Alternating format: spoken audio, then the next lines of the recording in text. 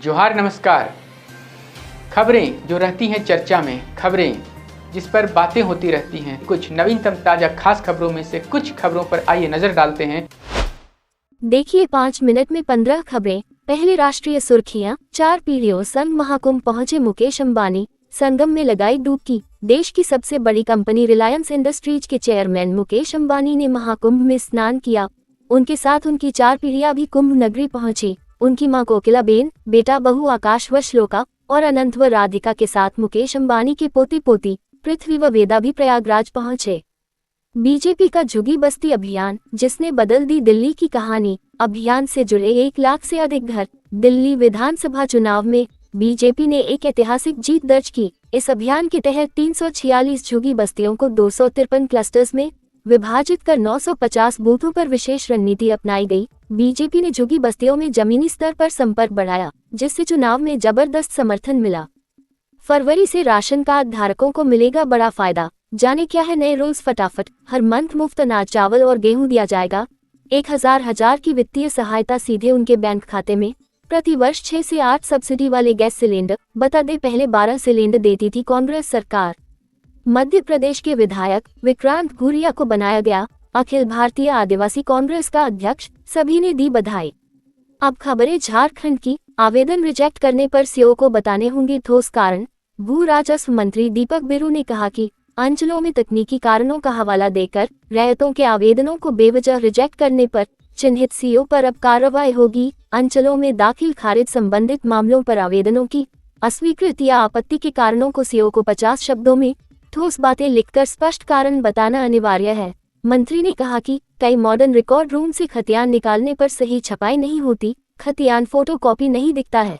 ऐसी विसंगतियों को दुरुस्त किया जाए। स्पष्ट स्कैनिंग नहीं होने पर रैयतों को अपने जमीन की सही जानकारी नहीं मिलती। मंत्री ने कहा कि जहां तहां आरओबी बनाने के चक्कर में ग्रामीण सड़कों को छोड़ दिया जाता है, जो गलत है। दुरुस्त करे वरना कार्रवाई होगी। मंत्री शिल्पी नेहा तिर्की ने कांके स्थित बेकन फैक्ट्री का किया औचक निरीक्षण। कुछ सालों पहले तक पूरे देश में थी इसकी लोकप्रियता। इसके ब्रांड रेनबैक को सभी जानते थे। 1996 में महज 25,000 की आर्थिक सहायता की कमी से यह बंद हो गया। कृषि मंत्री शिल्पी नेहा तिर्की ने इसे फिर से शुरू करवाने का दिया आश्वासन। सीएम से खुद करेगी बात। जेपीएससी चेयरमैन की नियुक्ति के लिए अभ्यर्थियों ने किया प्रदर्शन। सैकड़ों की संख्या में अभ्यर्थियों ने मंगलवार को आयोग के दफ्तर के सामने प्रदर्शन किया। अध्यक्ष डॉक्टर नीलिमा केरकेटा रिटायर हो गई। ये पद 22 अगस्त 2024 से ही खाली है। जेपीएससी अध्यक्ष का पद खाली होने से करीब 1700 सरकारी पदों पर नियुक्ति की प्रक्रिया लंबित है, जिनमें 11वीं जेपीएससी सिविल सेवा, बाल विकास परियोजना पदाधिकारी, फूड सेफ्टी ऑफिसर और फॉरेस्ट रेंज ऑफिसर जैसे पद शामिल हैं। झारखंड में अब प्राथमिक स्वास्थ्य केंद्रों में मिलेगी डायलिसिस की सुविधा। पीएमएनडीपी कोषांग प्रभारी डॉक्टर अश्विनी कुमार ने पत्र जारी कर सभी सिविल सर्जन से वैसे सीएचसी, पीएचसी, रेफरल हॉस्पिटल व एसडीएच की सूची मांगी है, ताकि डायलिसिस सेवा केंद्र स्थापित किए जा सके। कहा है कि डायलिसिस केंद्र की स्थापना वहीं हो जहां जगह हो। झारखंड में अब गर्मी का एहसास होना शुरू हो गया है। सिर्फ सुबह और शाम ही हल्की ठंड रहती है। गर्मी के आगमन के साथ ही राज्य में जल संकट भी गहराना शुरू हो चुका है।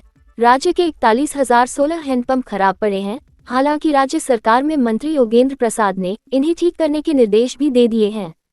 38वें राष्ट्रीय नेशनल गेम्स लॉन बॉल में गोल्ड मेडल जीतकर आए कांके प्रखंड कांग्रेस कमेटी के अध्यक्ष संजय खान के छोटे भाई वसीम अकरम को कांके विधायक सुरेश बैठा ने किया सम्मानित। इससे पूर्व श्री बैठा Primrose public school Badgai, Saint Vincent day public school के समारोह में भी हुए शामिल।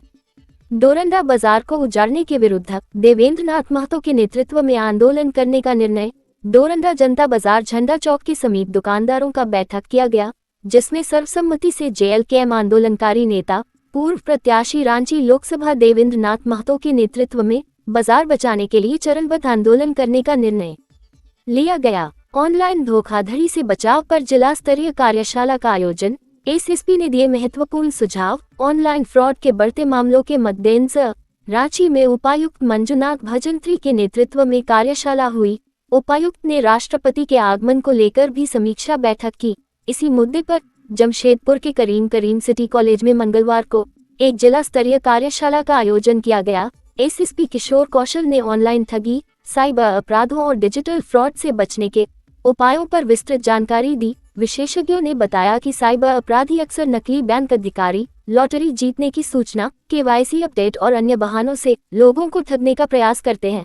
ऐसे में किसी भी अज्ञात लिंक पर क्लिक करने या अपनी व्यक्तिगत जानकारी साझा करने से पहले पूरी तरह सतर्क रहना जरूरी है। हमारे चैनल की मुहिम लाए रंग। ज्ञात हो कि बुंडू के स्थानीय ग्रामीणों की शिकायत मिलने पर हमने प्रमुखता से कई बड़े किसानों द्वारा अफीम की खेती किए जाने और बुंडू तमाड़ का नाम खराब करने की बात कही जाने पर इस मुद्दे को उठाया था।